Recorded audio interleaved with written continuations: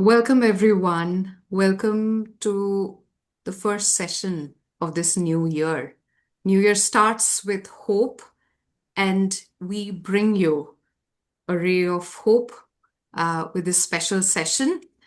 I'm Debeshi, the president of Delhi ICF NCR chapter, and with me, I have Seema Bangia, and we have Tony Latimer. I'm going to introduce him in a bit. But Tony, something you should know about our chapter is we are creating home for coaches and coaching enthusiasts.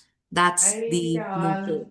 We invite अरे people और from the coaching fraternity, but at the same time, we are करो करो creating करो an करो ecosystem ठीक ठीक। of coaching enthusiasts. So many of them who are attending the session are curious learner who'd like to take the first step into the world of coaching. So, what can be a better session than the one that we are having today? So, today the session is titled Competency 5, the one you can ignore. And if that is already making you feel uncomfortable or intriguing, you're exactly where you need to be. Competency 5 is about maintaining presence, and it is often treated as something that you do. But tonight we will explore what happens when we allow it to emerge.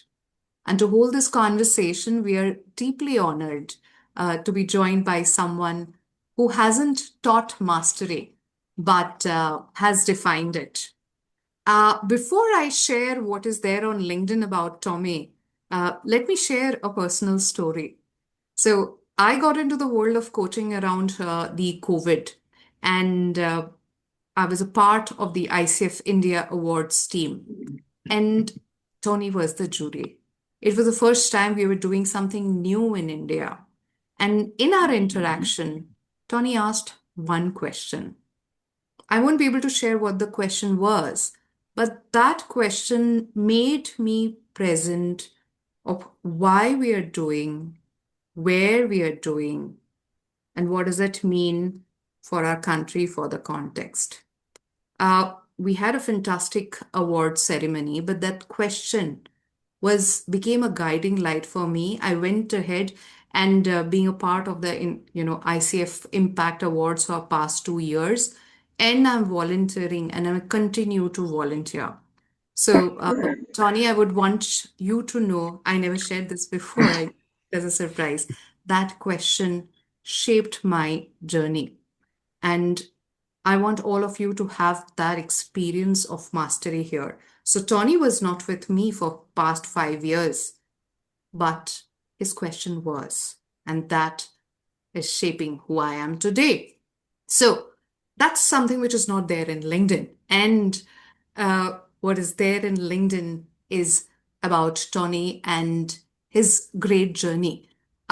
He is somebody who has been applying coaching since 1980s, an MCC since 2008.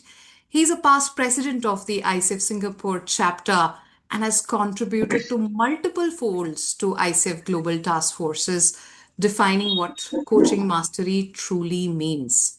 He's an MCC BCC coach and helping the global leaders across the globe navigating transition, complexity, high stake leadership.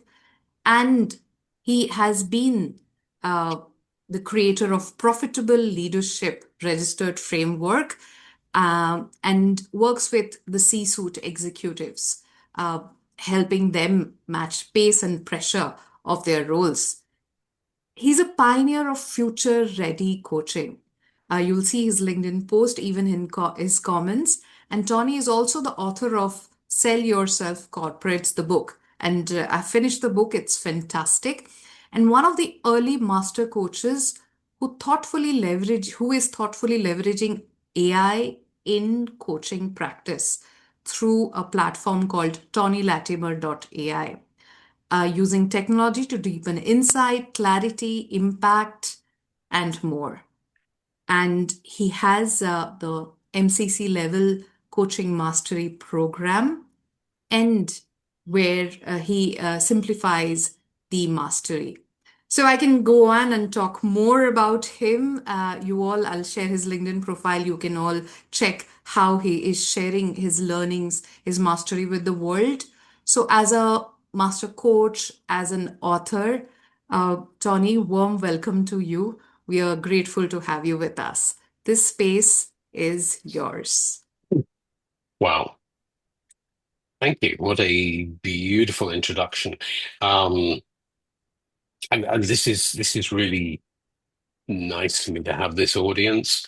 Over the last 25 years working with corporates, um, I've done quite a bit of work over in India with multinationals like Nokia and Maersk. Um, Company I've done global work with all the leadership teams with companies out of Singapore like Olam International.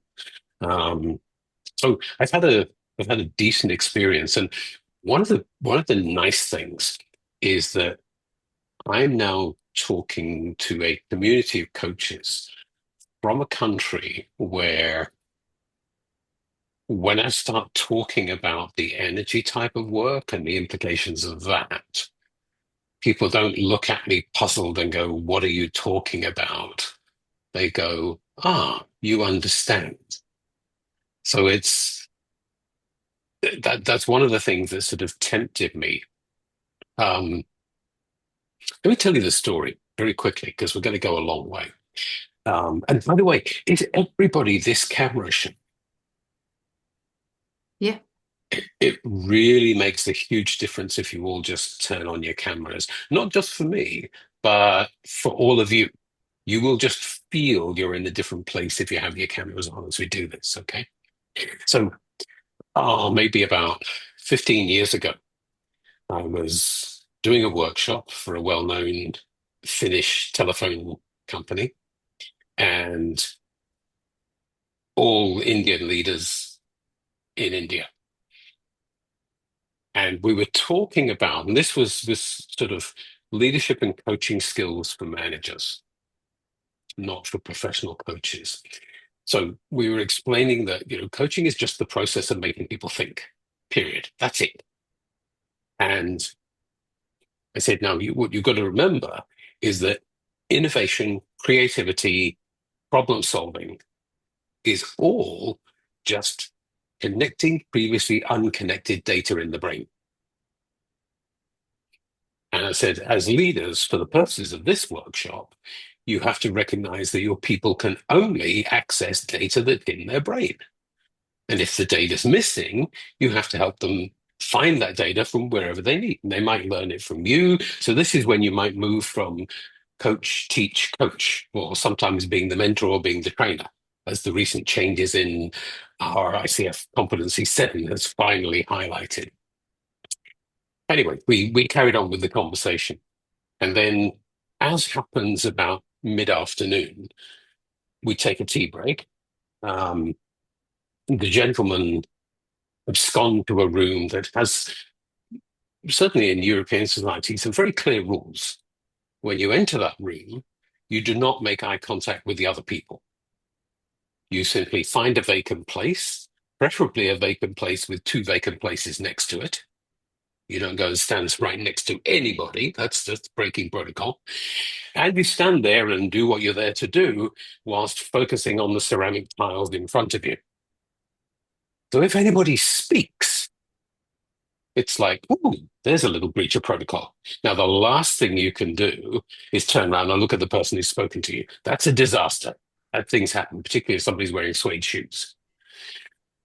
So I'm standing there, and suddenly this voice next to me said, I noticed you very carefully said, for the purposes of this workshop. So I sort of smiled quietly at the porcelain tiles in front of me and said, correct. Oh, he said. So you understand, don't you? Correct, I said. And that was the end of the conversation. But the rest of the week's workshop just kind of shifted to a different level as the word kind of spread around the room that, okay, he may look like that, but he understands. And inevitably later on, we were able then in some of the breakouts to actually have some conversations about the energetic work and the true nature of the universe. So it's nice to be here with an audience that gets it. Now, we said we were going to talk about competency 5, the one you can ignore, and we're going to do that. But in the briefing, Debeshi really encouraged me and asked, could we talk a little bit more? Could we talk a bit more about what's the future? HDFC password எல்லாம் change பண்ணி விடு bank password.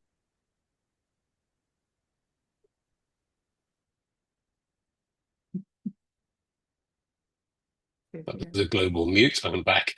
Right. Yeah. So I'm going to talk you through the concept around the interplay of the competencies, but I'm then going to go on and talk a little bit about the energy work, because you guys will understand. And then, again, at Debeshi's request, we're going to talk about the present and the potential future with AI. Yeah. Because if you're a coach and not thinking about AI, you've got a problem. Sure. I'm going to talk for no more than half an hour as best I can. It'll be close to that. Then we're going to throw you out for a full half-hour conversation in breakout groups. So we're going to put you 3 people to a room, and I'm going to ask you to just have a discussion about what you've heard and come back at the end of the half hour with questions. That will then give us a full 45 minutes afterwards where we can dig deeper into anything I've already said, but based on giving you, as best I can, my answers to the questions you've got. Because I think if you kind of walk away from today with answers to questions, that hopefully helps you go and do something different. Does that sound good? I think that All sounds right. brilliant. And as you said, everybody taking a first step or taking the next step from wherever they are right now with the understanding that they're having during the session, doing it hands-on because it's a studio, it's a energy lab. So the floor is yours, Tony, and I'm Okay. super excited. All right. So I'm just going to share my screen and show one thing first. I've got a couple of things I'm going to share with you, but this is not going to be death by PowerPoint. Once we're done with this slide, it goes away. But let me share it now. Can everybody see this clearly? Yes, we can, Tony. Perfect. So if you look carefully, you'll see there are 8 numbers. As Debeshi said, everybody has hyped a lot about presence. And they go, oh, it's all about presence and whatever. But when you listen to anybody trying to explain, what do you got to do for presence? They don't actually tell you what to do. They tell you what's got to happen. So I want to break this down slightly differently. The outer circle, competency 1, 2, and 6, is daily practice. This is who you are being as a coach. So, as you know, competencies 1 and 2 speak very largely to stuff that happens outside of coaching sessions. It's about you and your practice and so on. And I'm going to come back to that a little bit more in a moment when we talk about the energy work. Competency 6. And I am also not going to put up a list of the competencies. If you're one of those people who goes like, oh, what was competency 4 again? Go pull your files out and get it up on your screen so you know what we're talking about. So competency 6 is about listening.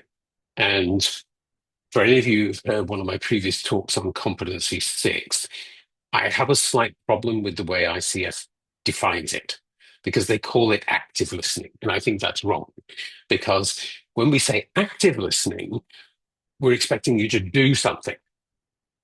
And you don't want to. What I want you to do is inactive listening, because coaching at a mastery level is a subconscious to subconscious connection. You, as the coach, need to listen from your subconscious, because your subconscious is the mainframe processor and the database of your entire body of knowledge and experience. And given that innovation, creativity, and problem solving is connecting previously unconnected data, what question should I ask my client next? You don't need to consciously think of that. You need to subconsciously allow that to happen. So when you can listen with an empty mind, you take away the filters in your conscious awareness. Nobody truly listens to anybody. We go through life pausing our speaking, waiting for the verbal full stop that says they finished, now it's my turn. And if we think of anything, we're thinking not about what they're saying particularly, but about what we want to say next. So we start mentally rehearsing. And you've all seen the quote by now where I say the human body has one failing. Your ears and your mouth do not work at the same time. So the minute you start thinking your internal mouth, your ears shut down. So as you listen to somebody talking, they say something, it triggers a thought for you. The minute it triggers a thought and you think, I've got to hold on to that, or even worse, you do what some coaches are taught to do, to get pencil and paper, and I'm just going to make a note because I've got to come back to that. You are now no longer hearing what they're saying. So your connection is lost. So if you take notes, stop. Start trusting your brain instead. We can go into that in the Q&A if you want to know how. Empty-minded listening, I'm referring for those of you who meditate. Now, meditation's hard, right? And there are various different techniques, but essentially they're all geared towards emptying your conscious awareness and getting you to a very calm, quiet mental state. And when you're in that state, anything that comes in as a signal goes straight to your subconscious, which then processes at the speed of thought. And it has been tested and proven. The speed of the electricity working on the neurons in your brain, in your conscious awareness, if it was an equivalent to 100 miles an hour, at the deepest level of your subconscious, it's 100,000 miles an hour. So the further you can go down into your subconscious, the faster that processing happens. Now, you also then want to get your client, the person you're coaching, down into their subconscious. So the same thing happens. They are doing the processing and the thinking at a phenomenal speed. You know, I've got some of my students who've had this realization that over a year, they've shifted from it takes 3 or 4 coaching sessions for a client to solve a problem to my clients now come to a session with the 3 or 4 problems they intend to solve in that one session. So when you can do coaching at the speed of thought with that subconscious to subconscious connection, you really get there. Now, the listening, you have to practice every single day. There's specific techniques to get into that empty-minded state that you enter when you meditate, and there's also techniques you can learn to return to that mind state instantly at will. And one of the things I've found when we have coaches that we train who do regular meditation is they will often say, yeah, so when I settle down to meditate, it can take 5, 10, 15 minutes to gradually get yourself down to that empty space. Now, what I've discovered and practiced and tested is you can go there, you can learn to go there instantaneously. You can do a specific technique because once you've stored a mind state, it's there forever. So all you've got to practice is a trigger to take you back to that mind state instantaneously. So that outer circle is your daily routines. The next circle is the coaching session, which is competency 3. And again, I see very often we are taught that competency 3 is about setting that term I hate, contracting, but coming to an agreement about the purpose of the coaching. And it gets reduced partly, I think, by the PCC markers. I mean, I'm a bit ambivalent here. The PCC markers were a good step forward at the time when we developed them to help clarify things. But unfortunately, over time, they've become a recipe where people practice coaching to pass an exam. So they're just going, question 1, tick this competency box, tick this marker, and they just go through a series. So competency 3, they ask 1 question at the beginning. 2, if you're lucky, if they expand on sort of how the measurement of that's going to be. And then they jump into, let's try and solve the problem. And that's not what you should do. Competency 3 is the framework and the mind state of an entire coaching conversation. Competency 3 covers the coaching session end to end. The second half of competency 3. The first half of competency 3 obviously is about setting up the complete coaching engagement if it's more than 1 session. Then in the coaching session, so 3 is the framework of the coaching session. What you then do in the third circle as the content of your coaching session is competency 6, the deep listening. As I said before, when you listen to what your client is saying from that level, you will always know what question to ask. And ICF document tells you anybody who cannot move beyond the pre-prepared model structural questions will never be awarded mastery. It's about being in the flow, totally in the moment. And where does my next question come from? It comes from whatever just came from the client. And that you get by the listening. Your job in a coaching session is not to think. If you ever want to do a little test for yourself, get a client agreement to record one of your coaching sessions and then watch the video, but look at you. And when the client says something and then they pause, have a look at your face. If you can see that you are thinking, trying to figure out what question should I ask next, you've got a problem. You should not be thinking at all. The only active things you should do in a coaching session are listening with the empty mind and connecting with them. You then let your subconscious supply the next question. And when you can do that, competency 4, competency 7 will happen. You will create awareness for them.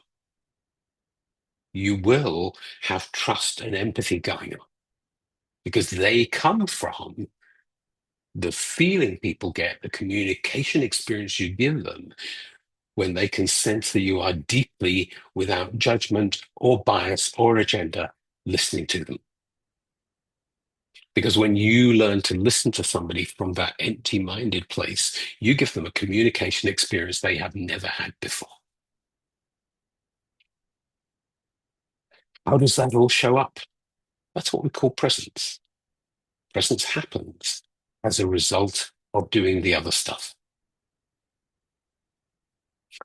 And you've noticed I didn't mention competency 8. A quick aside, I often see coaches getting slightly confused between coaching in the wild, in the real world, and doing a coaching exam. So think of it like martial arts. You go to the dojo every day and you practice your set moves, your katas, your set pieces over and over and over and over again. When you go for your black belt grading, you have to demonstrate all those set pieces. You have to prove that you know what all the pieces are. And then at the end, you have a simulation of what if you walk out in the street and somebody attacks you? Because no matter how good you are at karate or any other martial art, if you've got somebody coming at you in the street, you can't go, oh, could you just stop a minute? And could you just come at me from this side? Because I've got a really good move for that. Yeah, you just got to react to what they're doing. So the practice, you've absorbed everything, and you just then react in the moment to whatever is coming from them. That's what coaching is like. That's what it needs to become. Competency 8 is a good example of something you can't expect to do in every coaching session. Not every coaching session needs to demonstrate every competency. It's not an exam. You use them as and when you need to use them. Most of them will come into play, but 8, for example, is one in the corporate arena. You can't do that. If you're a deep and effective life coach, it may well be appropriate to have your client reflect at the end of a session what the experience, not just they've got their action plan, but what was the experience? What changed inside you? What did you learn about yourself today? But trust me, I can tell you from 25 years working with corporates, you try doing that with a CEO every coaching session, and you're going to get thrown out of an upper floor window. Now, what I do on most of my engagements is maybe once a quarter, we sit down, and the agreement, competency 3, is that the whole focus and content of the session is competency 8. We're going to review everything that's happened in the last 3 months and what they're getting and what they're learning. So it gets used. It's part of the engagement. But don't confuse what you need to demonstrate in an exam with what might happen as you coach in the moment. Okay. Let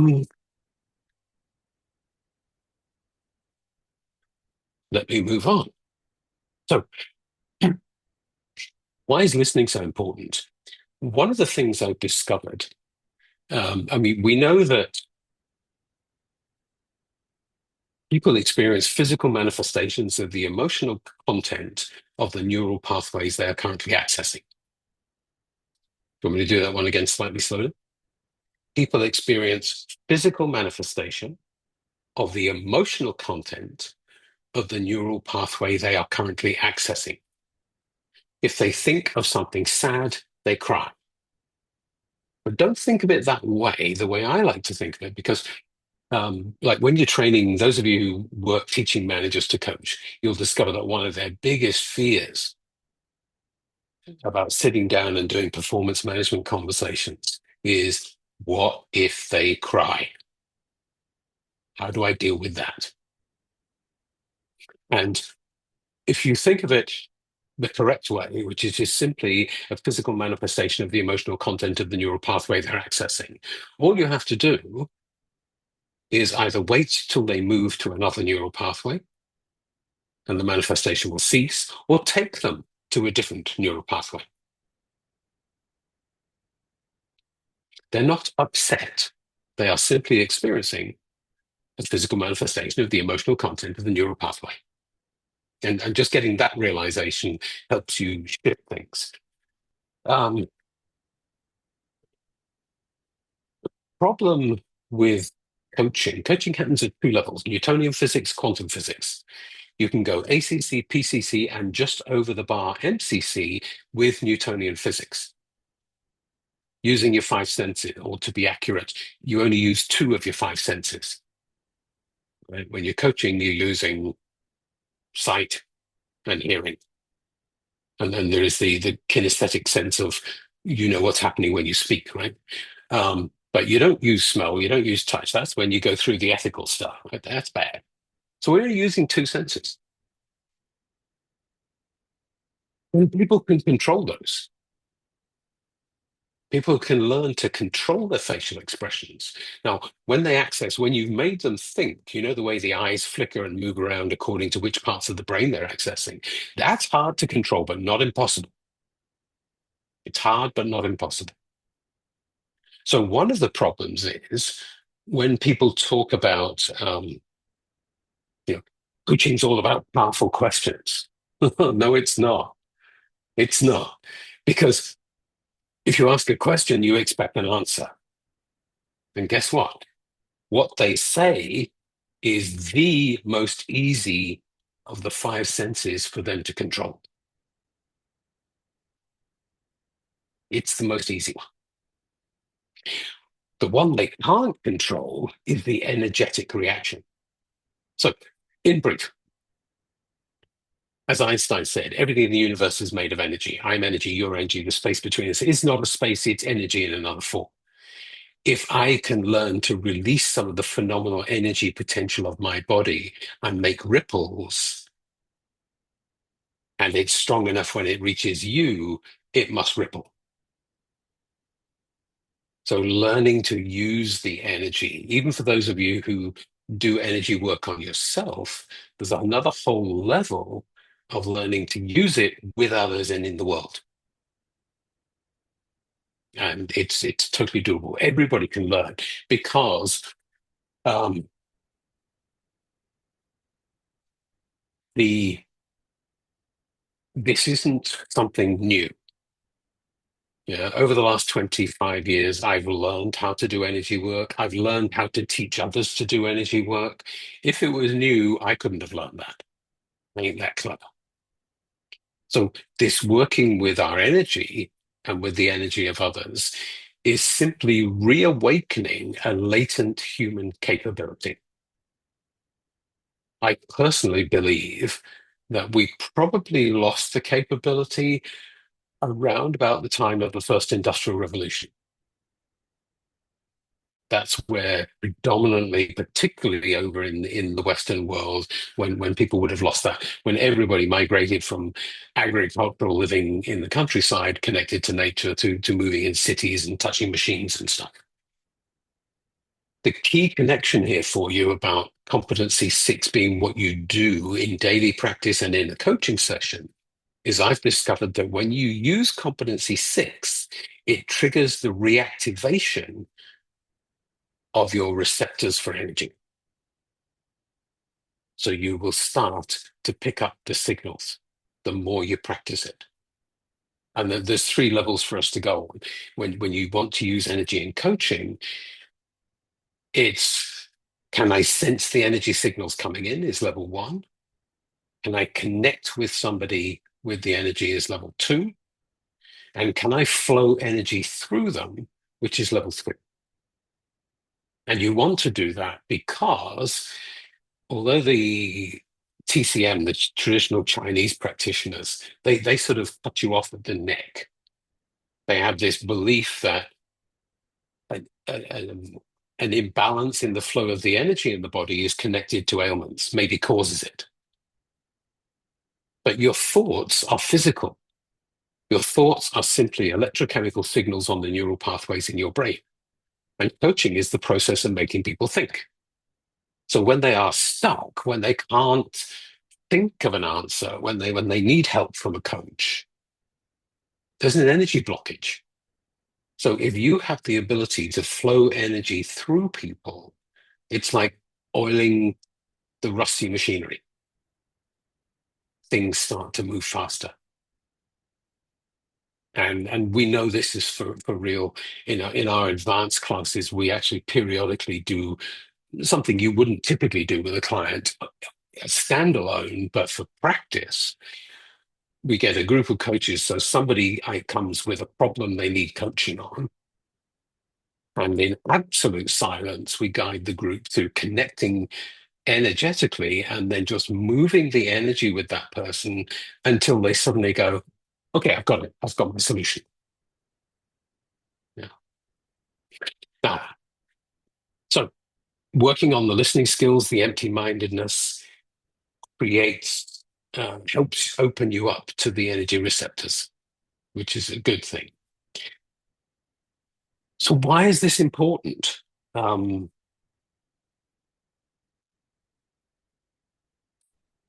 We talked about the Newtonian physics, the quantum physics. Let's just touch on AI before we send you off for some discussions. it's all accelerated since generative AI came around. And you noticed in the media, on LinkedIn and places like that, there are two distinct groups of people talking about AI and coaching. You've got the deniers. You've got the ones who are going, no. Some seniors, well experienced, a lot of less experienced coaches are going, no, no, no, it's the human thing. There's no way the AI can replace the coach. To which my response is, well, maybe not so. Let me explain. And when we ask them, what is it that you think the AI couldn't do? Most common example is say, well, the human connection. Well, okay, so define that for me. What do you do? Well, it's my intuition. Oh, okay, good. Let's just think about what intuition is. Intuition actually happens at two levels. The first of, so intuition is pattern matching. We access a database of professional, personal, emotional experiences. And when somebody says something or describes a situation, at the speed of thought, our subconscious does all the pattern matching and comes up and goes, aha, here's something. Now, if you have the proven practice, deliberate ability to reach out of yourself energetically and connect with the energy of the entire universe around you, you can do the higher level of intuition. If you haven't been trained and can't consciously do that, you're stuck with what's in your brain and your body. And what's in your brain and your body can be replicated by an AI tool, because AI and computers are really good at pattern matching, and they do it really fast. And guess what? Every large language model that these AI tools are trained on has been trained on everything that's out there on the internet. And what have you all been doing for the last 10 years? You've been putting your personal, professional, and emotional experiences, videos, photographs, descriptions into the internet. So the AI tool has the potential to access all of that. It can process thousands of times fast, hundreds of thousands of times faster than the human brain, and it's got access to vast amounts more experience. I submit that correctly programmed, which most of the AI coaching bots are not at the moment, but correctly programmed, they will outperform a human on intuition just like that. The one thing they can't do is the energy work. And why? Because of receptors. So, for example, there are two limitations. Now, I play with a lot of platforms. I subscribe to and experiment with a lot of platforms where you as a coach are sold on the idea that you can go in and create a coaching bot that's a replica of you that your clients can talk to in between sessions. Yeah, lots of them out there. However, they're limited by two things. One, how deep is your knowledge of coaching so that you can you can't program it to coach better than you. And unless you've really done a lot of work of analyzing what you do as a coach, you probably can't even program it to coach as well as you. Also, the platforms have a limitation. They are created and run by tech people, not by expert coaches. They have some knowledge of coaching. But every platform I've come across, for example, have assumed that the PCC markers are the limit. And you know how that shows up? One of the PCC markers talks about, if you play back what your client just said to you, then they will know that you understood and you were listening. But you don't do that every single sentence, do you? But the coach bots will. So they're limited by some design flaws in their platform, and then they're limited by the skill and the knowledge of the coach that's actually giving them some idea about here's what coaching really is. However, that's not going to last. So at the moment, There's a lot of rubbish out there in coaching bots, but there's also some quite useful stuff. There are coaching bots I've played with, which I would say, from an assessor standpoint, could have a conversation that you could go, yep, that's a passable basic PCC. Now, if we look at how far AI capabilities progress month by month, let's just project ahead a bit, right? And here's one simple fix. If they were programmed with the depth of understanding of what I teach at mastery level for coaching for basic MCC, they'd do a really good job. If we gave them the sensors, because coaching was never text-based, was it? I mean, which idiot thought that a coaching bot should just be text? If we give it the sensors, camera, microphone, suddenly it can tell whether you're thinking, because we could teach it what to look for to see whether somebody's thinking. I admit, understand, not all of you, as some of you less experienced coaches may go, I don't know whether I've made somebody think. But heck, I could teach you how to do that very easily. Here's what you look for. Here's what you do. And if I can teach you, I could teach them. So, just for fun, if there's anybody from Google DeepMind or Microsoft listening and you really want to get ahead of the game and discover how to put a really good MCC level coaching bot in everybody's desktop software, give me a call. The fee will be high, but it's doable.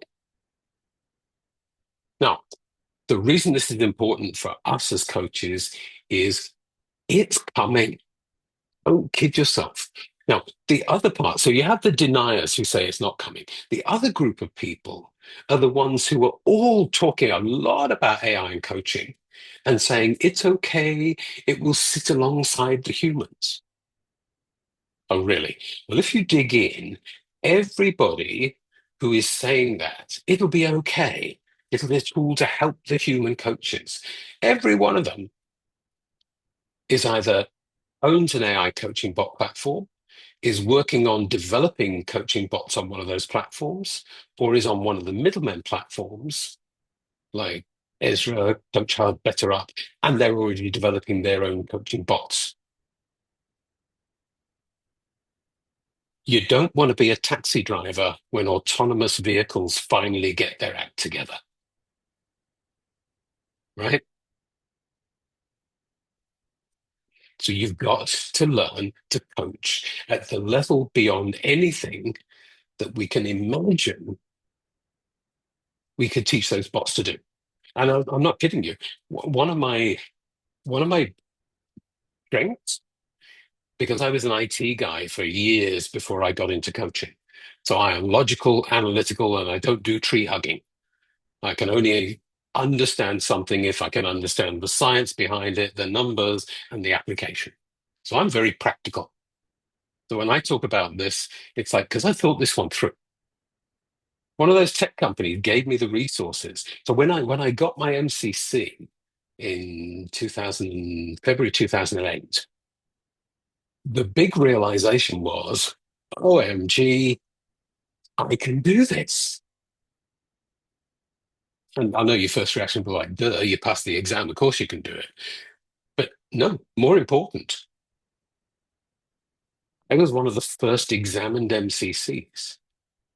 And because I passed, I suddenly realized it meant I can do it. And if you can do something and you can analyze what you do correctly, you can codify it. And if you can codify it, you can teach it. That's why I find it so easy to teach coaches to coach at the highest level, because I've analyzed what I do and I've codified it. Now, if you can codify it to that level, it's like Shakespeare and the monkeys. Give me enough compute power, give me enough techies to do the programming, yeah, and give me the devices to put the sensors on. I could go in there and tell them how to create a basic MCC level coaching bot. I guarantee you. You're lucky I don't have the resources. But somebody will do it. One day, somebody's going to do it.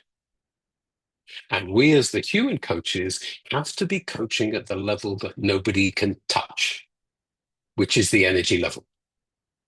And maybe 20,000 years from now, they'll figure it out. But right now, because we don't even know what the sensor in the human being is that picks up the energy. We have no idea. We know where we pick up sound. We know where we pick up vision.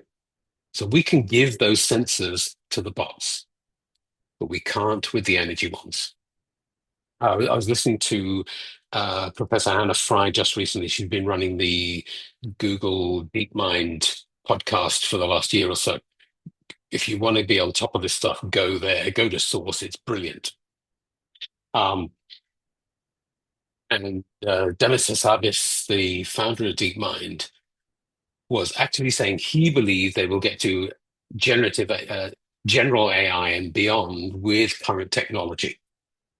And I don't think he's right. He in that podcast, he alluded to some professor who was saying, we think maybe the way the brain works is related to quantum science. So the development of quantum computers is going to really accelerate that. But he clearly has no understanding of the energy level work that you and I talk about. But it is going to go a long way. So there you go. You really need to elevate your skills to work at the energy level. And some of you've mentioned I've got a book that's just come out, which is First Step for Coaches, How Do We Get Some More Business? Thank you very much. It'll help you with that. The next one that's coming about is going to be on the 3 laws, which is going to help you with that. What are we talking about at this higher level? Yeah, going beyond just basic core competencies. So that's the brain dump I wanted to do on you. I've run over time, predictably, but only by about 7.5 minutes, so that's not too bad. What we're going to do now is you're going to be put into breakout rooms where you're going to be given 30 minutes to discuss. And when you come back, we will have the chat open. And what we'd like is a representative from your group to whack the questions into the chat. Now, that's going to take a few minutes. So when we do come back, you can, while everybody's got their groups keying the questions into the chat for us, we'll do a live Q&A first. The live Q&A will be somebody who puts their hand up, and that's only going to work if you've got your camera on. Excuse me, Tony, I have a question. Yes. Yes. If you could just share those names once again. About Anna, you mentioned about a book, and one podcast you talked about. So if you could share the Okay. names Tell you once what, again. right. Yes, what I'll do while you're all in your breakout chats, I'll just go pull up a couple of notes, and then when you come back, I'll key those into the chat for you, so you've got a record of it. Also, when you come back, I've got a couple of, if you want to experience and experiment with some of this stuff, I'll put links up at the end to a couple of free resources for you as well. Okay. Perfect. Yeah. Awesome. So Have a good discussion, people. I will see you at the other side. great. So I'm going to open the breakout room for all of you. Choose your breakout room and have a great discussion.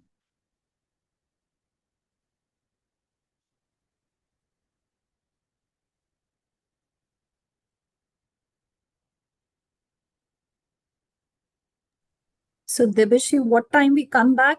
Within what? 20 minutes? 30 minutes. 30 minutes time. 30 Yeah, minutes let's do from it. now. Yeah. Okay. Yeah.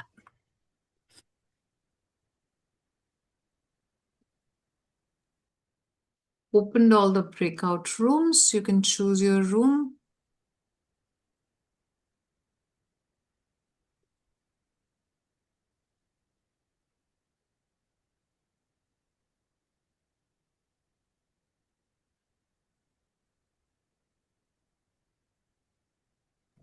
Nothing has come, Debeshi. Uh, You have to scroll down to see all to the scroll room down, a lot of numbers. people are Yeah. joining. If you're left out, I will put you in one of the rooms. Okay, and just for clarity to answer the question, discussion, talk about anything that I've run through and come back with any questions about any of it. It's entirely over to you for what you want. No, no, no, no. Debeshi, I received a dialog box, but then it did not directed me to join anywhere. So, Okay. So wait for a bit, let everybody join. I'm going to assign you to a room. sure. So where do we scroll down, you said? The chat box? You will see it in the ribbon where you can see your audio, video, everything. I believe you'll be able to see there. It's at the bottom of the screen. You will Bottom of the see screen. more, which is 3 dots. You click on it, and then you'll get a whole menu, and you'll see breakout rooms mentioned there. So, and then you can choose your room. Got it?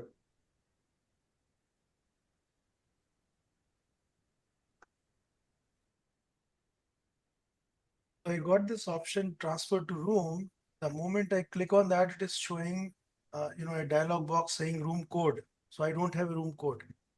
There is room 4. I can see Gautam and Smita over there. Wait for a bit. If you can't do it yourself, I'll put you in the room.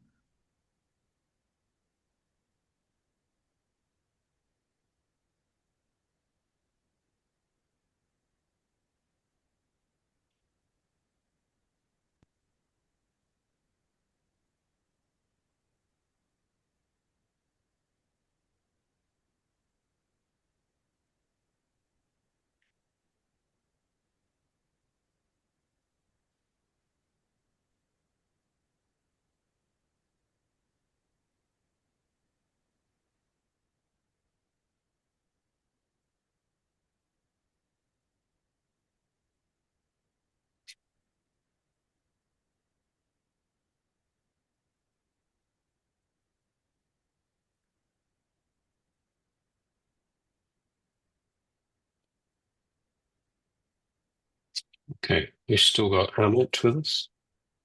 I think everybody's joined the room except for Amitav Kumar.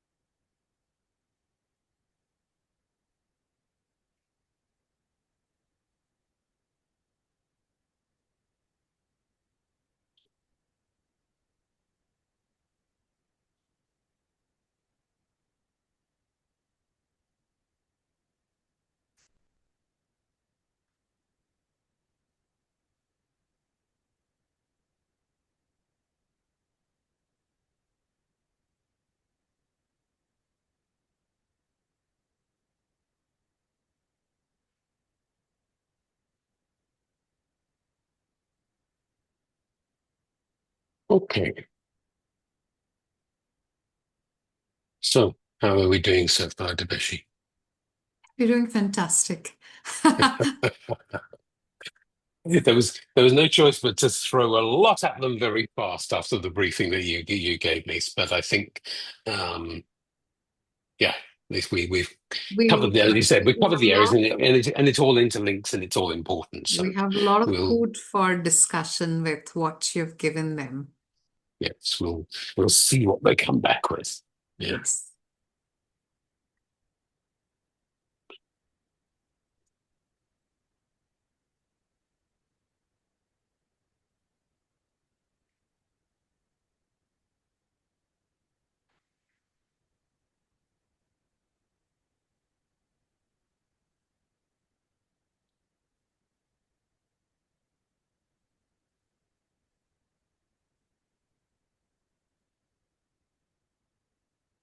I think the number of people in each room is not equal, but it's 4 at times.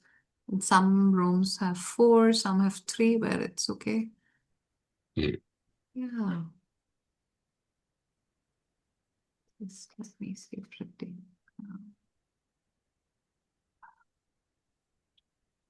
I'll Room just jump. 16's only got one person. Yeah. So I'll just jump into that room and change that.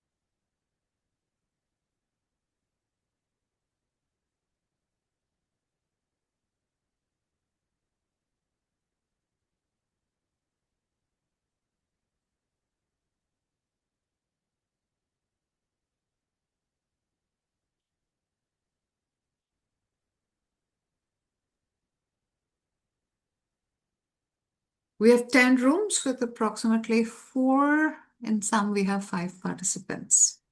Okay, perfect. Right.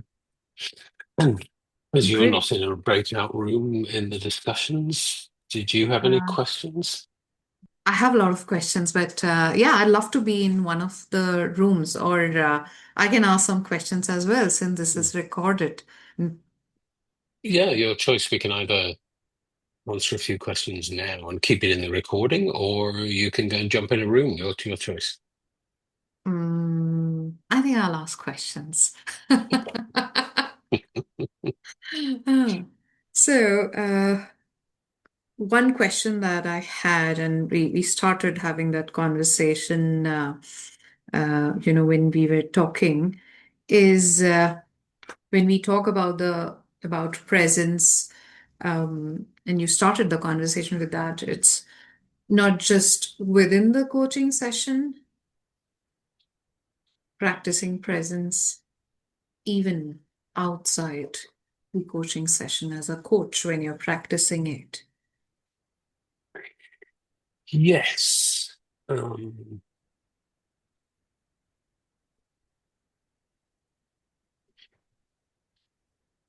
So I can remember a time some years ago. I was been to a meeting. I was having a late night walk home with a friend. It was about 2 o'clock in the morning. So we got into one of those deep conversations where the topic was a light one. Why are we here?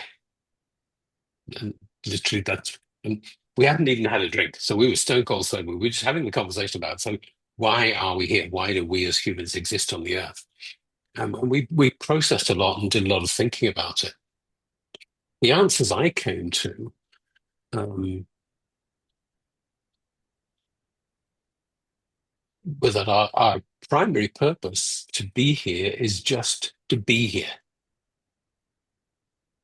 because things can only exist on the wavelength that there is a receptor there to detect them. So, the classic Buddhist philosophical question about if the tree falls in the forest and there's nobody there to hear it, does it make a sound? And the answer is no, it doesn't. Because sound, as you and I understand it, happens in our brain. When the tree falls, there are pressure waves in the air. And when those pressure waves in the air hit the receptors in our ears, it then sends an electrical signal to our brain, which creates this thing that you and I call sound. Similarly, you and I are not seeing What we think we see in front of us now is out there in front of us, but it's not. The image that our brain is seeing is an image created inside our brain, Right. right? And when you do visualization, it collects stored light signals that have come through the receptors in your eyes and been translated to electricity and stored from one part of your brain and projects them into another part of your brain. And it goes, now you can see that. That's how people are able to visualize. So things can only exist on a wavelength. You are completely surrounded, and they're going through you at the moment by just lots of things, but radio waves, multiple frequencies, right? You can't see them, you can't hear them, you can't feel them, but they're there. Yeah. If I gave you a little transistor radio and you switched that receptor on, you would suddenly be able to hear. Now, you would say the music doesn't exist at the moment.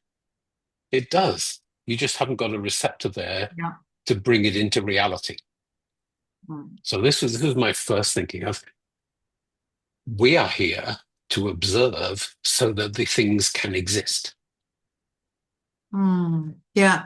So it also reminds me of that experiment, I've forgotten the name of it, which says that when a particle passes through that, there's a micro device, and when there's an observer and when there is not, the path changes. It's a famous experiment, but I've forgotten the name. Yes.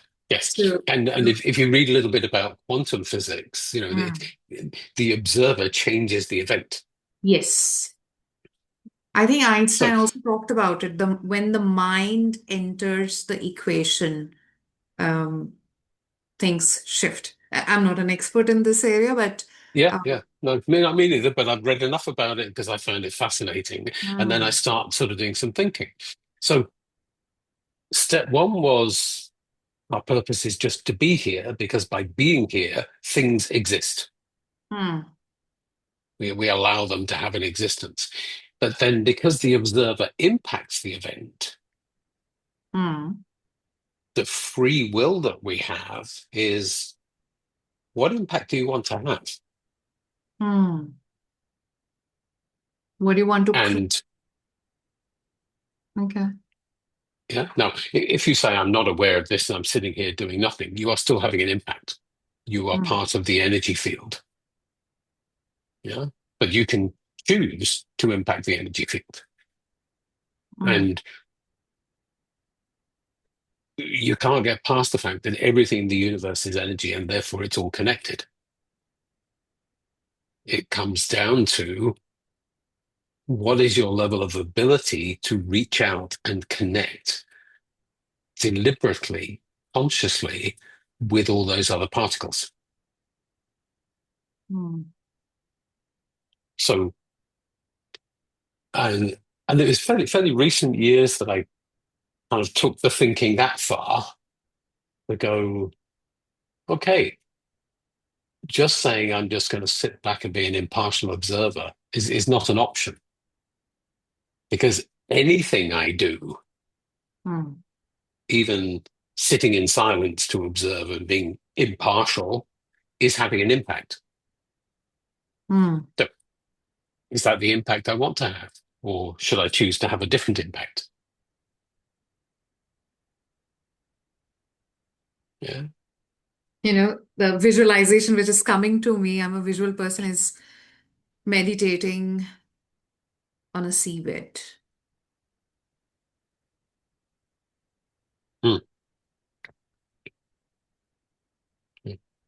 Because on the seabed, I'm responsible and creating those ripples, those waves. There is motion, there is current. Being a part of something which is connected and flowing on Earth. I can't remember who it was that somebody said, I don't know who discovered water, but it wasn't a fish. Sorry, I didn't get it. Somebody once said, I don't know who discovered water, but it wasn't a fish. It wasn't a fish. Right? The fish doesn't know that water No, exists, but and it is submerged in w- water. it is, and on all the waves and the currents and the fields in there, even just to that very physical level, at the energetic level. So we're completely surrounded by all these fields, and we're connected to it all. Yeah. Right. So When you've got to realize you are there. It is yeah, there. So what are you going to do with it? yeah.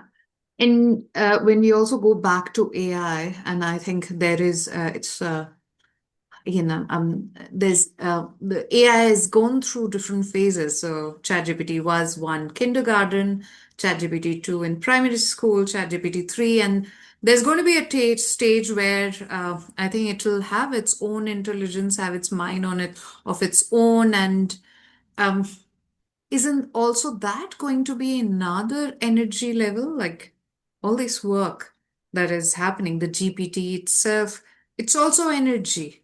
It's also an Well, yes, entity that's the form. dilemma, isn't it? Yeah.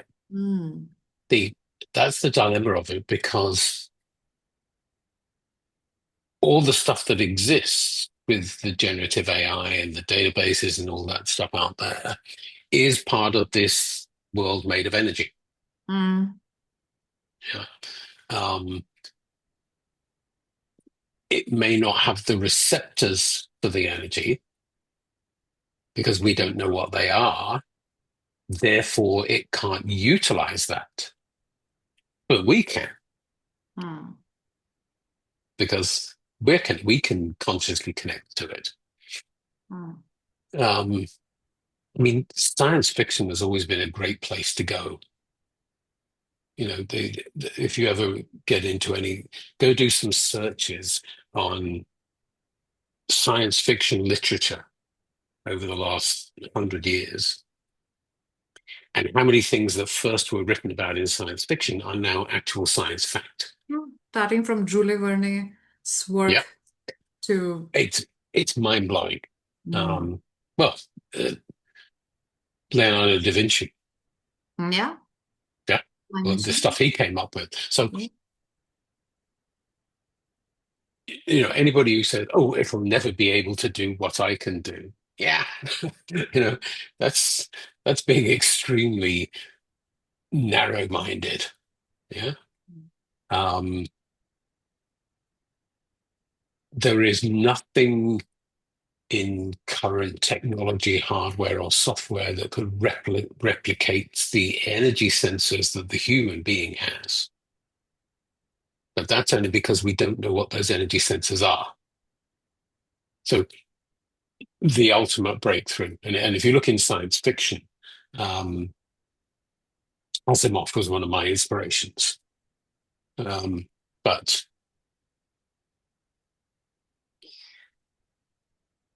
there's others who wrote about AI. Latest book from Adrian Tchaikovsky is very much about AIs and AIs being incorporated into genetically modified animals. Okay. And there was a fascinating piece. I was just reading it last week as the story's unfolding. Mm-hmm. There's a dog-based creature called Rex, and there's a bear-based creature called Honey, and then there's another one called Bees. Mm-hmm. And it is the collective hive of bees all operating and working together just like bees do. But what the humans hadn't expected and hadn't yet in the story realized has emerged is that the collective of the bees has formed its own consciousness and awareness. Mm. And so, just food for thought of like, where could this be going? Mm. Yeah. I believe in a Ian lifetime, Banks, yeah, yeah. in our lifetime, we are going to see some of this rise of this new experiences. While we wait for that, coming back to what you were discussing, what I'm getting is when you first said that when you start thinking, you stop listening to your audience, your client. And one of the myth or one of the ideas which shifted for me is that I always is to think we are the thinking partners. I will think as well.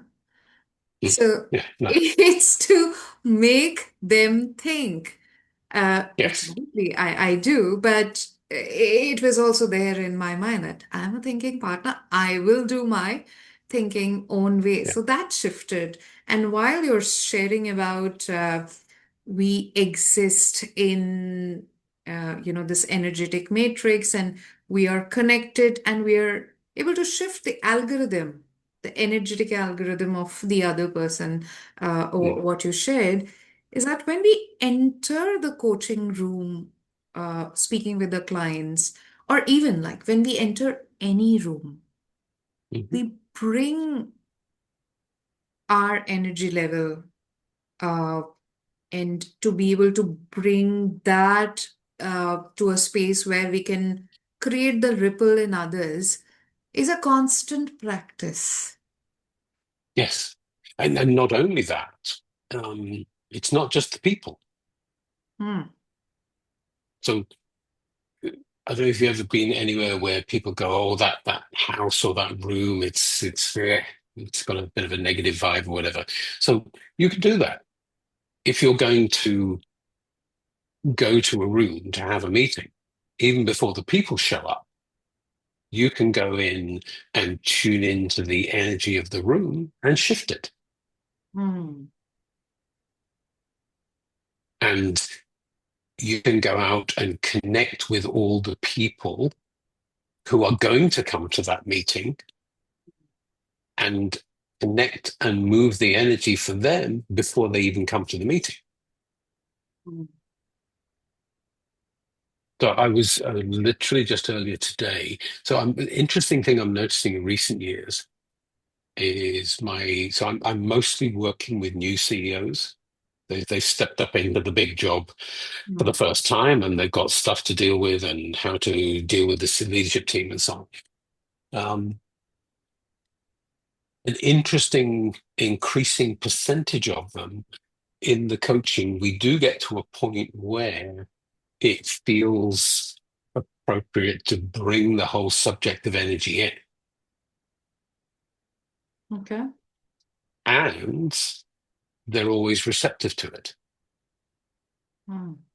So at one level, for example, I get a lot of clients where maybe they're the regional CEO and their global head is saying, now he's up at this level on the global team, he or she need to work on their executive presence. Hmm. And this is so nebulous. Like, what do you mean by executive presence? So I've worked on that and I get them down to it. When you get them down to like, how will you know? What exactly is it? And they go, oh, I don't know. Okay, think of somebody who's got it. What do you notice when they come in, when you meet them? And it always ends up, even though they don't mean quite the same by the words as we do, they always end up saying, yes, but when they walk in the room, you can feel their energy. Yeah. Okay, there you go. Yeah. Now, they don't quite understand the implications of what they're saying, but that's where it always ends up. And I've defined executive presence has 3 levels. The simplest one is, do you look appropriate? Do you dress the right way? That kind of stuff for the environment you're in. The second one can be quite detailed, is what do you do in the job at that level? And that needs a lot of work. But underpinning that is your energy. Hmm. Just working on your energy and being able to bring it into the room. I had one CEO client just recently. He's like a country head level. We've actually got to the point where I'm helping him work on the energy techniques and Helping them. learning, teaching him how to do it. So he's actually energetically connecting with his organization and detecting bumps and irregularities in the energy and learning how Hmm. to smooth them out. Wow. This is a brave conversation, Tony. We were not expecting this, but yeah, its presence can mean all of this and Yeah, more. And what you yeah, said, it can be taught. I love the way you said it. If you, I have done it, I know how I've done it, I would codify it, and I can share it with people. yes, It's amazing to see somebody like you sharing that, because many of us would think that this is the way to go about it, but today this session has endorsed the fact. So, mm, what do I say? I'll also go back, uh, analyze, and not just in coaching, but in anything where there has been a new or a very distinctive result that I've created, and I acknowledge myself that I've done it. Codify mm, it and teach others. And teaching about, we can talk about it, but I yes, think you demystified the process, and you've been there and doing yes, it. And the yes. work it can And be done with key, the. Hmm. yeah, the key thing is not everybody can do it. Okay. So for example, I mean, I think when I got my MCC, I was number 103 globally, right? So Okay. there was 103. there was no there was no training for MCC though. Hmm.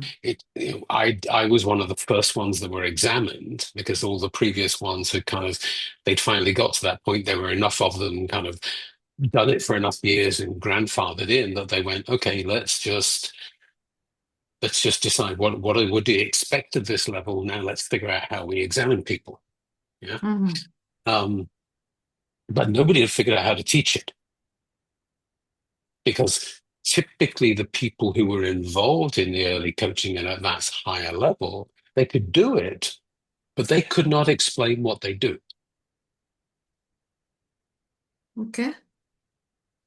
It's very hard to explain it. And the smaller number who could do the energy-based work Hmm. certainly couldn't explain it because we don't really have language for that.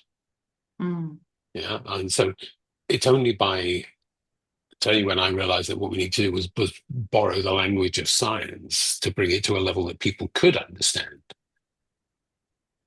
But not many people are able to analyze what they do to then be able to codify it. That's the real skill. Can you analyze what you do? I think I'm in the same energy level as you because I get it.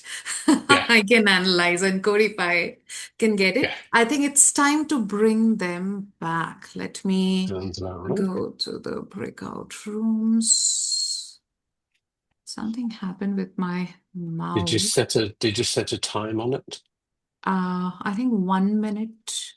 I can close the meeting room and I can give them 60 seconds. Yes.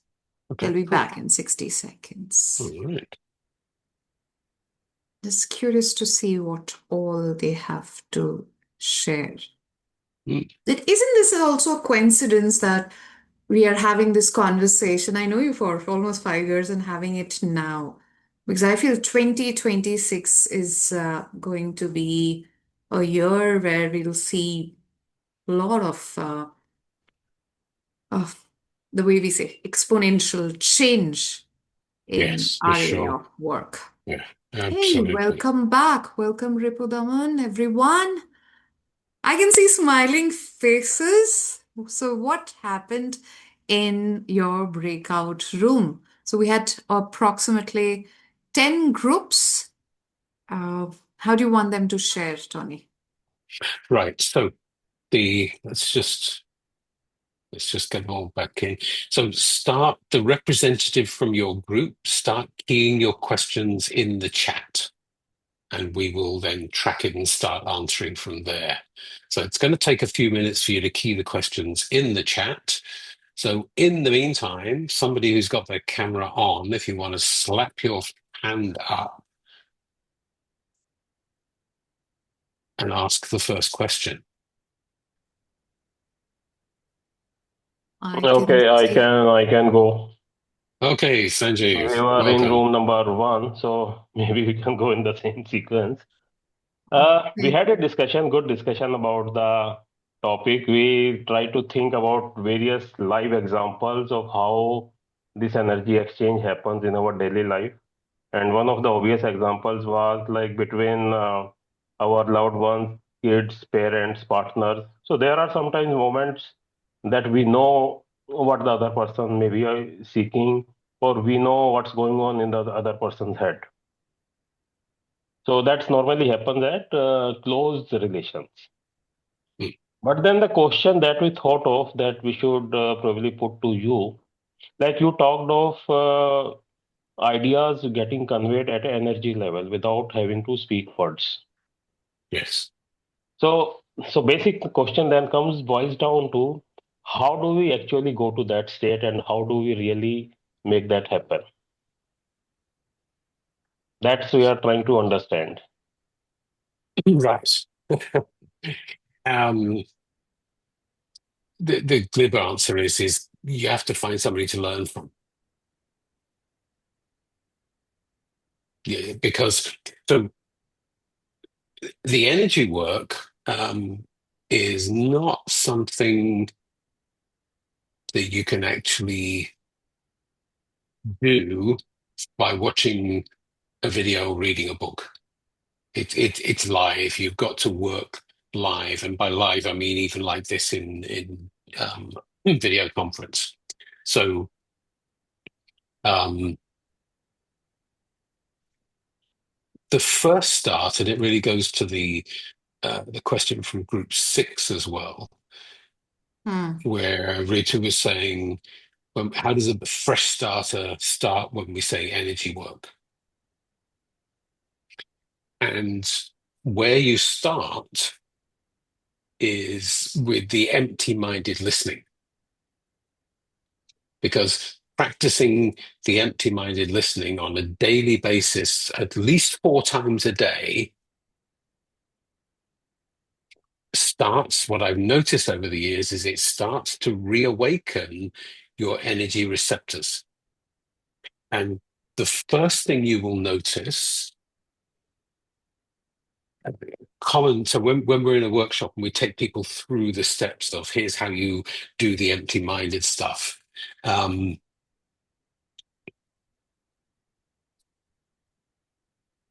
First thing people do is they say, oh, everything looks a little sharper. And it's like you've got a pair of glasses for the first time. When your vision's fading slightly, suddenly everything's sharper. You start noticing little details. And I think that's true. You do start to notice the details. But what you're also getting is a little sense of the energy signal that's coming from the person as well. So the beginner start point is the empty-minded listening. And I'll give you the link to the first 3 steps course that you can go and do, which will help you a little bit more with that. Thank you very much, Sanjeev. We have Okay. Vanita, and she's joining from Florida today. Please share about the experience you had in your breakout room and your question. Thank you, Sanjeev. Thank you. Thank you, Debeshi. Thank you, Tony. This is a wonderful session and totally aligned in sync with you. So all 5 of us, we believed in our group that we were in that room because there was some connection and there was some energy exchange that happened. So we spoke a lot about the threat of AI and how intuition per se is getting explored by AI. But the question, we had a lot of questions around the fear of AI taking over intuition and all of that. And of course, the same question of how energy can be learned and used in a coaching environment. But the question I think that stayed with us was, and please pardon me without using any names, when a certain culture does not allow you to use energy, shift in mindset, or even emotions, then how does one as a coach manage their own energies? We are talking about India as a culture that is very acceptable, receptive, and we understand energy, but there are cultures out of India as well that they consider energy work as a taboo, and it can be a, disqualification from the national body if we speak about energy. Then in such a case, what do we do? And we are interested to know, because we enjoy the energy work. Right. Okay, I've never come across anywhere where anybody was kind of against it like that, but with the exceptions, okay, there's a recording of a chat that Debeshi and I were having in the piece where you were away in your rooms. Okay, when you look at that, you'll hear me contradict what I'm just about to say, because I did talk about how recently I do overtly do energy work with more and more of my CEO clients these days, but only when it comes from them and it seems the right thing to do. And then we talk about it, and if they want to play with it, we do. But generally in coaching, you're not going into a coaching session and going like, now I'm going to do some energy work with you. It doesn't work like that. This is just how you are being. It is no more. So nobody knows that you have learned how to move your energy. You don't talk about it. It's no different to you, let's say, just learning to be a better listener. You just do it. That's all. It really is that simple. Yeah. If there's a country or an organization which prohibits that sort of thing, I'd be fascinated offline to know what exactly you're referring to, because for them to say we don't want you to do that, they would have to know it exists. Hmm. So That's a that very strikes me as a important bit. question. Yeah. Yeah. Got it. Thank you. Yeah. See, I'll leave it to the Um, person to connect with Debeshi and share Right. that information Sure. with Tony. And you have a Thanks. Okay. question to ponder on for quite some time right now. Yeah. On that note, thank you so much for asking the question. We have Ramesh. Ramesh, why don't you unmute and share your question? Yes, thanks, Debeshi. Tony, I have a couple of questions, but which are, fairly superficial, easy. We discussed it in the group, but somehow I'm not really kind of got it yet. So one is this: you mentioned about not taking notes and getting into deep listening in a coaching conversation. Yeah. And I have this habit of taking telegraphic notes, just so that if I want to go back, then something is there. So the question is, how do I do that if your memory is not so great? How does one trust oneself to not take any kind of note? So that's one question. We'll get to the second one. Yeah. Should we do that one first, and then you can have the option to go on to the second question? Yeah, do that please. one before. Right. Please. So here's the thing. We talk about memory as if it was one thing. Break it down in IT terminology. There are two aspects to when we say I don't have a good memory. One is storage, and the other one is recall. Nobody has a storage problem. What goes into your brain is in your brain. What you have sometimes is a recall problem. So the recall is the thing to work on. Now, I'm not I study it because I study everything that's relevant, but I'm not a neuroscience expert, and I'm not going to pontificate and pretend I am. But what I have found from practical work over 25 years, no, more than that, about 40 years now since I first started doing that particular thing, is you can practice and train your brain to do recall better. So, for example, a friend of mine who I used to work with when I was in the IT sector. So we would go out in pairs to have conversations with clients, understand their requirements, 2-3 hour meetings, and then we'd have to write proposals and discussion documents. And I was there going page after page, and I remember him stopping me after one meeting and saying, let's get your notes out. he said, look, have you noticed that you've now got page 3's got an arrow back to something they said on page 1 or whatever? I went, yeah, that's the way conversations go. He said, right, so take notes that way. And he introduced me to the concept of mind mapping so that you can actually, there's a simple mind map structure you can use to plan the interview and take notes with symbols and signs against your questions of the answers you get. The reason mind maps work is you use keywords and symbols. And when you go back to sit down and flesh it out, your brain just recall the rest of the words that have to go and be filled in. Practicing that. Now, he took me one level beyond that. He taught me then to just do it purely mentally. So one of the things I do in my business, I go out and meet a new client. Always we have the meeting in a meeting room with a big whiteboard. And as we go through, then telling me what's the situation, what's the problem, what we're trying to do, I'm filling in a mind map on a whiteboard. And I do as a backup, because I'm not stupid, take a picture with my phone at the end of the conversation, but I also have a mental image of it. Right. And then I've proven I can sit down a week later. In fact, the longest I've ever gone was 6 weeks after a meeting. And you sit down, you pull up the overview mind map, and you tell your subconscious, go back and pull up all the details that were covered in that meeting. And you will get it 99% correct.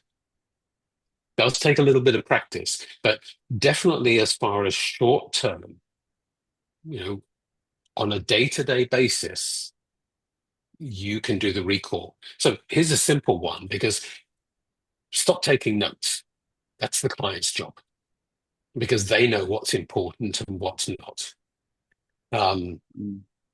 So given that it's their job, and even if you don't have notes to refer to later, when they come in for the next session, you simply start by saying, so tell me, take 5 minutes and just give me an update. What did you do as a result of the last session and those actions that you outlined? What happened differently? What did you learn from that? And where are you now? Bring me up to speed. So they then talk about all that sort of stuff. And then you're hearing what they actually put into practice. And then you can say, so what were the things that you said last time that you got insights on and you were going to do that you haven't actually reached on? And they'll tell you that as well. So that's them doing the work. You don't need to do that for them. Sure. Right? So given that it's perfectly safe to do that, next coaching session, don't take any notes. But at the end of the session, when the client's departed, sit down with a blank piece of paper and write the notes. So whatever is the most important will automatically come, you're saying. It'll all come. It'll all to come. be honest. It'll all come. But practice. You need a safe place to practice, and the safe place to practice is that realization that it's not your job to take notes. Right? It's the client's. Right? And just because you think there was something important doesn't mean that they did. And if they didn't, there's a reason for that. And you can inquire about that. But it's their choice.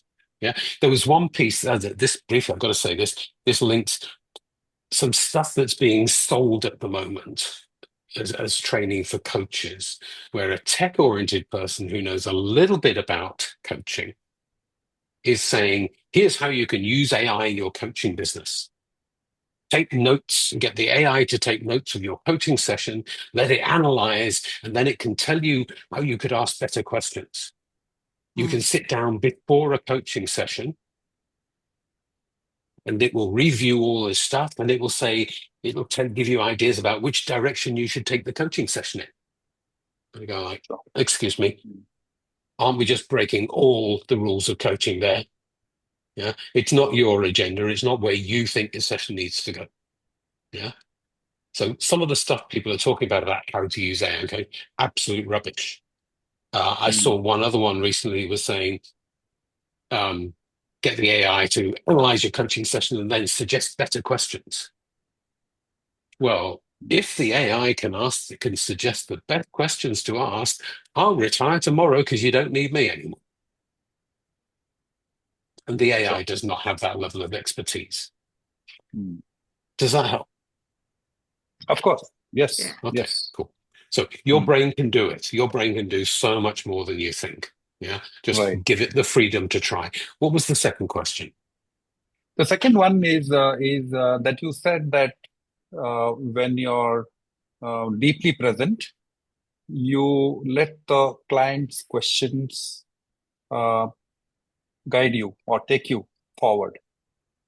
And you don't cook up your own questions and all that. You let the client take you to where he or she wants to go. Right. If that is the thing, then what about the session agreement or the coaching agreement, which may have one or two things defined? And if the client then forgets and goes all over the place, then what about that? Right. So generally, the client doesn't forget. Are you talking about the agreement of what this session is about, or are you referring to the agreement of what the whole series is about? What this session is about. Right. So that's what I meant by it's all competency 3. And I don't. Here's a belief that I've proven. You can teach mastery to beginners. So every one of you, I'm only going to speak from basic MCC and upwards, but it applies to everybody because you can all learn to do this. Only read the MCC minimum skills document and bars. That's the stuff to look at, right? Don't get bogged down in your PCC tick boxes and stuff like that. First half of competency 3 in the minimum skills document talks about the overarching coaching series. What's it about? When we get to, I think, 3.6, it says the coach must fully partner with the client to come to agreement on what they want to achieve from the session. 3.7 says you must fully partner with the client to uncover what they need to resolve in order to achieve what they want to achieve from the session. So there's already an implication there that there's the problem that created the coaching session. Why are we talking today? And then what's the deeper thing that's going on? Okay. So in my definition of coaching, which is about helping people get absolute clarity on where they are now, absolute clarity on when they need to be in the future, from which will emerge absolute clarity on what they need to do differently to get from here to there. And you will find if you spend as much time as it takes on that first piece of competency, 3.6 and 3.7, where are they now? What's the real issue? You will be amazed at what you can peel back and uncover. And when we're practicing, 75% of the time, roughly, as you just focus on peeling back, what's the real issue? What's the thing that's going on here? That's all that ends up happening. They get the breakthrough. Because a lot of times, the reason people can't figure something out is because they're looking at the wrong problem. Once they get that deeper level, once you peel the layers down and get down to what's the underlying thing here, what's really going on? And once the subconscious goes like, oh, so that's what the problem is. Oh, I know what to do now. They were just looking at the wrong problem. And that will manifest, as an example, very often. You get to coach a corporate manager. They're struggling with the performance of some of their people. And the problem they'll present will be something like, this person doesn't perform. The real underlying issue is their fear of the emotional reaction they might get if they give that person some direct feedback. Now, the solution, that's the solution's going to be in a completely different direction now, isn't it? Now that we've got down to that piece. Thank you so much, Ramesh, for asking this question. I am sure so many of us had the same question. And we have Aditya, who is from room 7 with Deepak, Franco, and Meera. So, Aditya, why don't you unmute yourself and ask your question? Thank you so much, Ramesh. Thanks, Debeshi. Tony, on my MCC journey, I had gone through your Mastery CCU program, and it really helped me. So I would just like to ask, while we were conversing, we had one question that AI can mimic emotional response and can mimic us words and everything. But what about the somatic part? What about the kinesthetic part? That is something which AI cannot codify. So your thoughts around this? Yes, you're right. So, as I said, it comes down to the available sensors. Now, there's two things. For the AI, what I was explaining about the AI can do one level of intuition. Because if it's the intuition just tapping into pattern matching in the knowledge base that's within your brain, then potentially the AI can do that better. Now, nobody's yet, to my knowledge, programmed an AI coaching bot to actually do that because it hasn't occurred to them that it could. And they haven't given it the sensors that it needs. Now, when you're talking about the kinesthetic stuff, explain a bit more about what are you meaning, me being aware of what's happening in my body? Yes, and then reflecting it back to the coachee or the client. Yeah.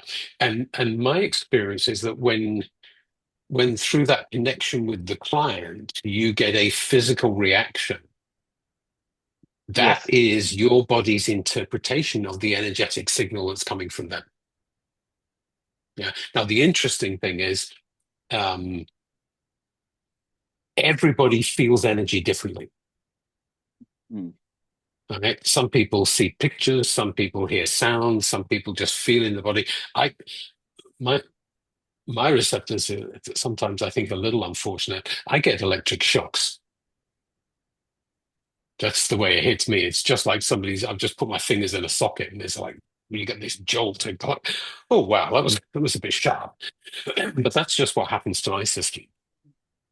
So yes, so that is, and certainly we can't program the AI to do that because we don't know where that receptor in our body is for the energy. And that's why I'm saying we've got to learn to coach using energy because we don't even know what the receptors are. So we're a long, long way from anybody actually attaching the correct receptors to an AI. Okay. Does that help? Yes. Thank you so much. That's reassuring, Tony. Can I just check? Was there an Sure, aspect of the absolutely. question I didn't answer?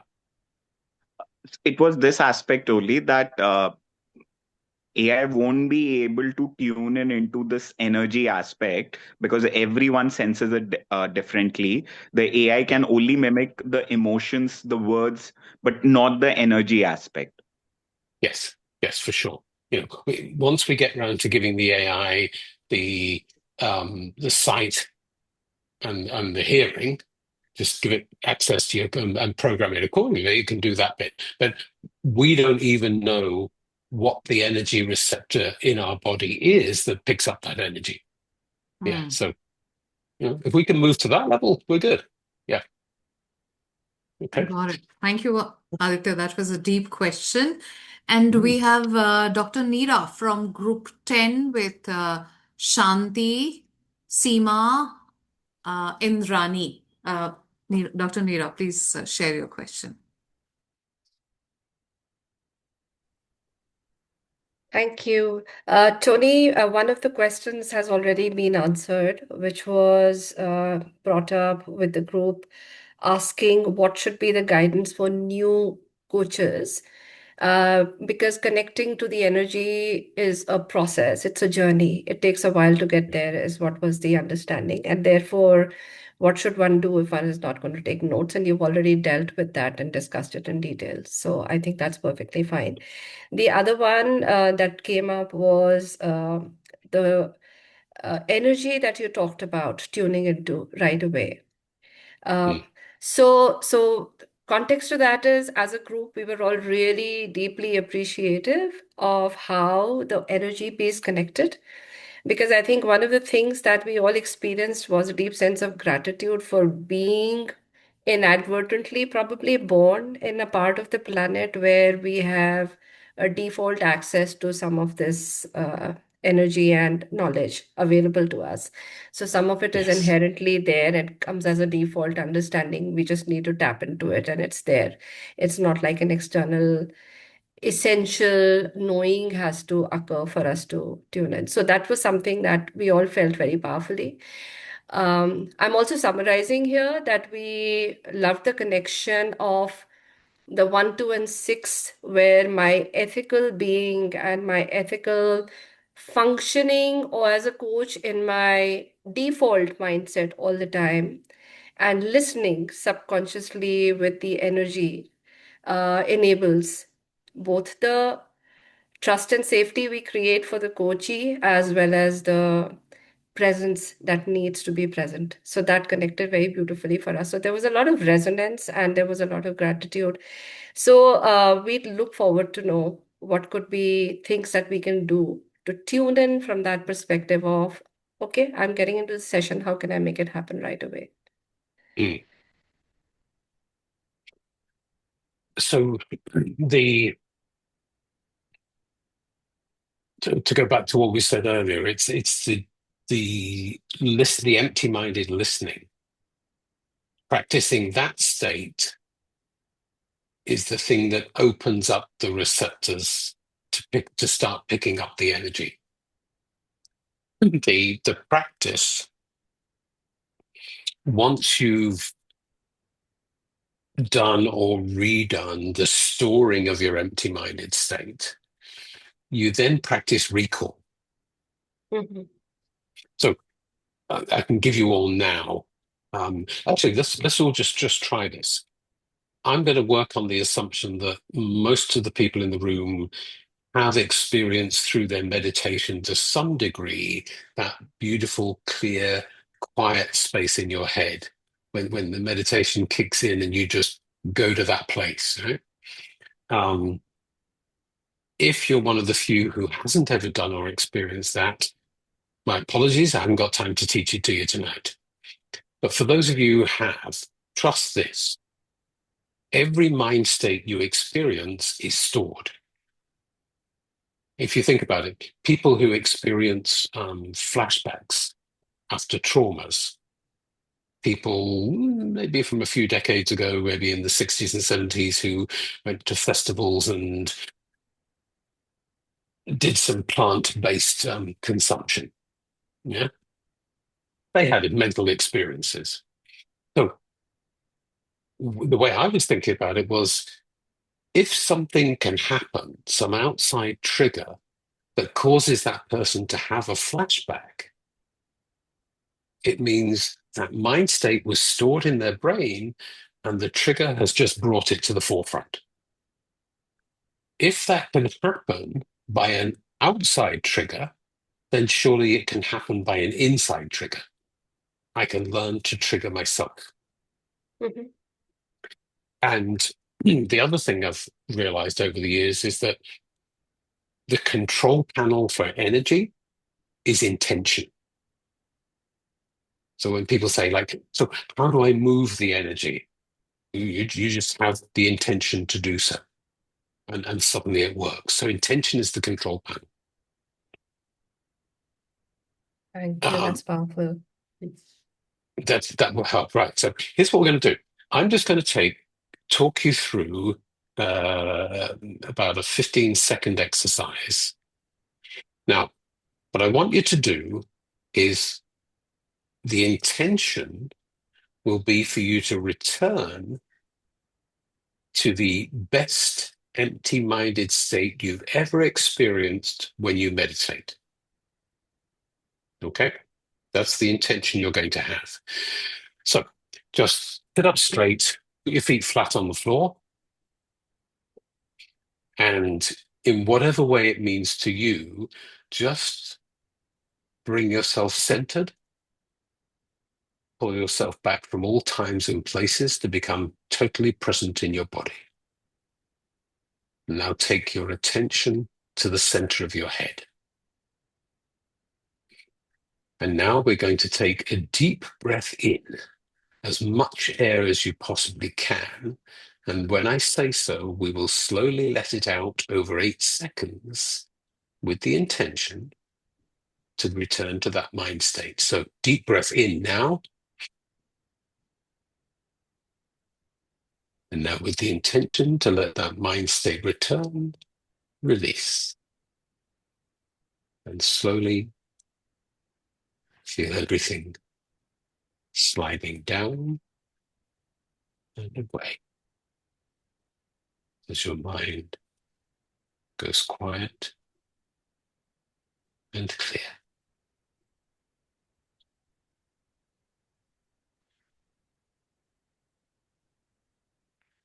And now reach down and feel yourself becoming totally grounded. Feel your body connecting down into the earth. Allow that connection to reach straight down to the center of the earth. You are as grounded as you could be. And then feel the source of earth energy rising up into your body. Now draw a strong, powerful stream of fresh energy into your body and allow yourself to expand.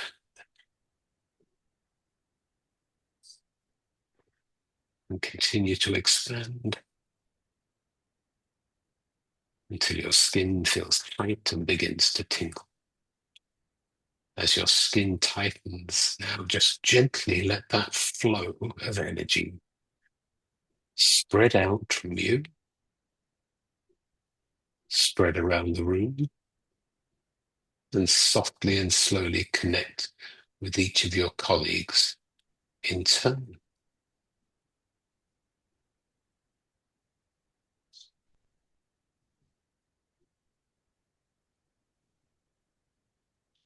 And again, it's the control panel, so just set the intention for that soft, warm flow of energy to keep circulating around the rest of the room for the rest of the session.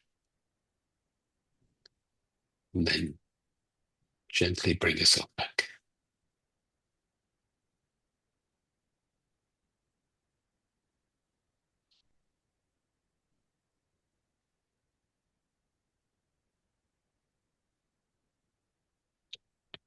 So question, does anybody want to just speak to the experience of what went on in your head and how your head feels now?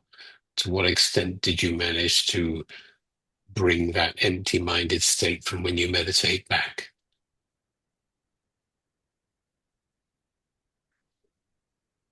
Yeah? Yes. So the moment we started that process, it took me back to one of my meditations that had happened many, many years ago, where I had experienced complete stillness. And I was able to experience that being repeated when we were doing this process, which allowed me to completely rest in my energy. So I'm feeling completely like zoned out right now. Yeah. Yeah. Good. Thank you for doing that. You're welcome. Now, what I found is if you practice that 8-second exercise that we've just done 4 or 5 times a day, you will go to that clear state quicker and stay there longer the more you practice. And it'll vary person by person. But I know a lot of people, I mean, if you just manage to return to that, unless you're really experienced, and you probably all are, getting into your meditative state often takes 5, 10, 15 minutes to really get there. But this got you there in 8 seconds. And the more you do this, over a couple of months, you will get to the stage where you can do it like that.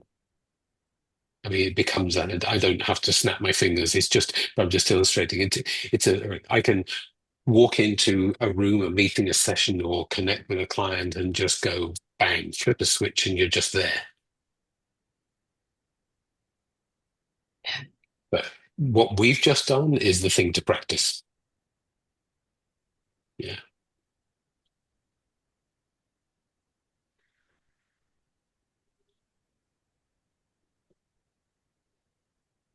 Debeshi? Okay. Has just gone quiet around the room? Doesn't it feel nice? Yeah. Beautiful. I'm aware we've only got a few minutes left.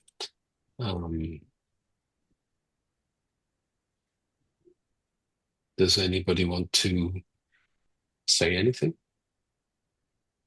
I think we just experienced pure energy work.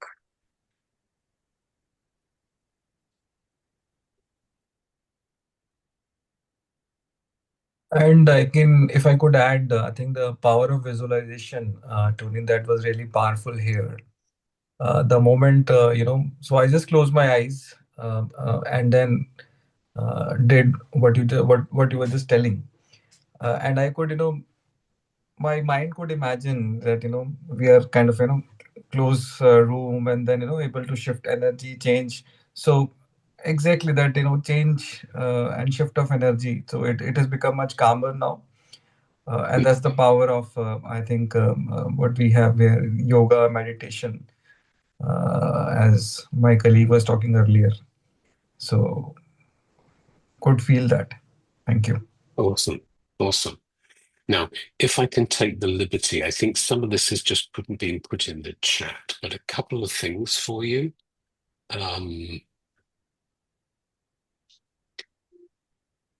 If you go to profitableleadership.com /first steps, then the first module of our Simplicity of Mastery program, which will take you across all of these concepts, you'll, if you need them, it's got CCE credit attached to it that you'll get, but it's got enough in there to sort of help you understand across everything I'm talking about, this mastery level.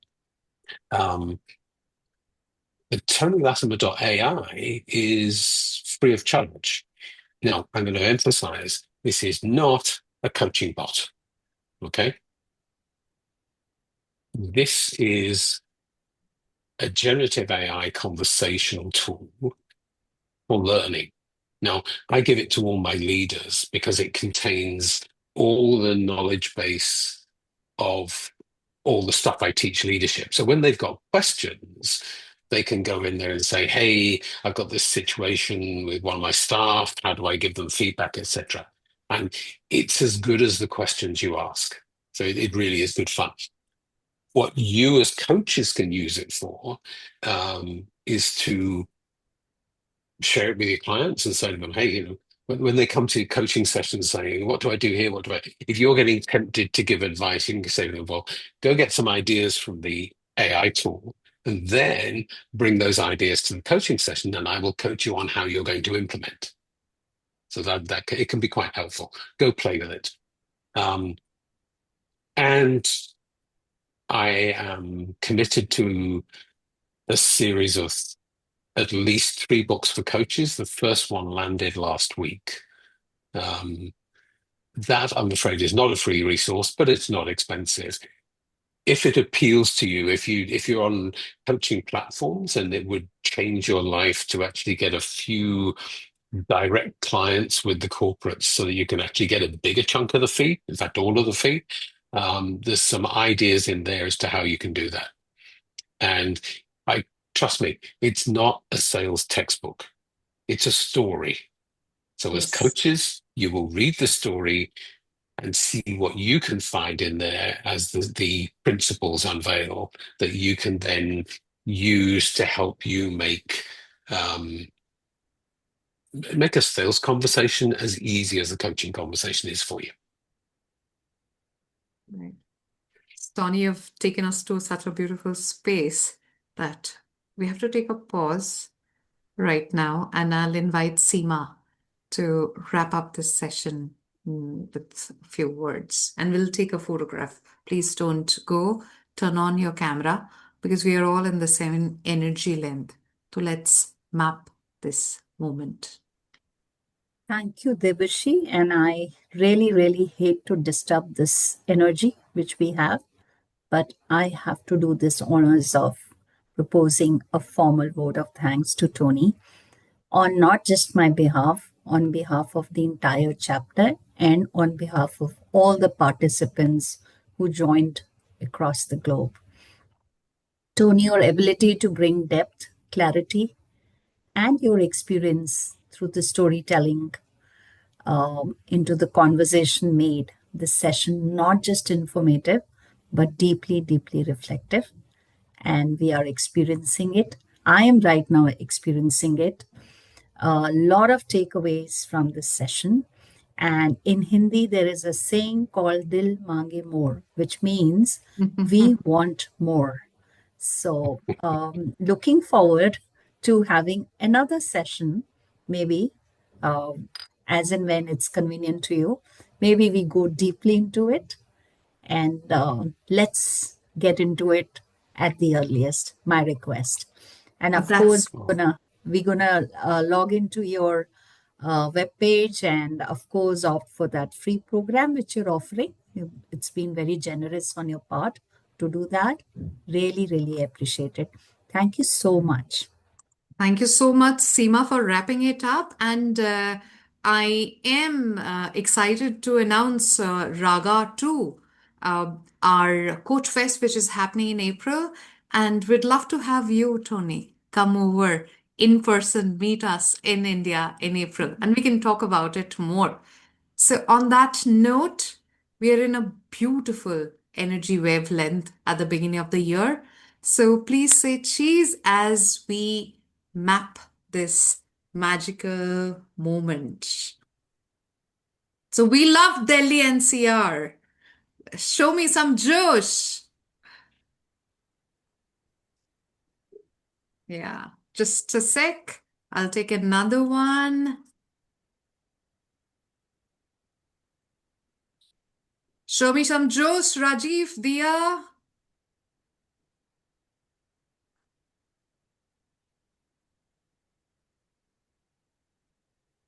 Beautiful. Before Debeshi, you sign off, just last reminder for everyone, if you want to get your CCU certificate, please fill in the feedback form, which Debeshi is shared in the chat box. So you can save that link, send it to us. Once we receive it, your certificate will be issued. Thank you so much. Thank you so much. Anything that you'd like to say? Last couple of words for us to carry on for this evening, for this entire week, for the month, Tony? Well, first of all, just thank you for having me here. You've all been wonderful. I can feel the energy is lovely. When will I next come back? I'm doing the second book in the series on the 3 laws of coaching. I'm writing it at the moment. Maybe to celebrate the book launch later in the year, we could do a session. Yeah. That sounds wonderful. So on that note, take care, stay warm, and keep participating in our event. Delhi NCR ICF chapter is home for coaches and coaching enthusiasts. If you have any feedback, please let us know. We're doing the deep listening and serving you from the heart. Thank you. Namaste. Deep gratitude. Bye-bye, everybody. everyone. Thank you so much. Thank you very much. Thank you. Thank you so much. Thank you Thank very you. much. Thank you. Thank you. Thank you.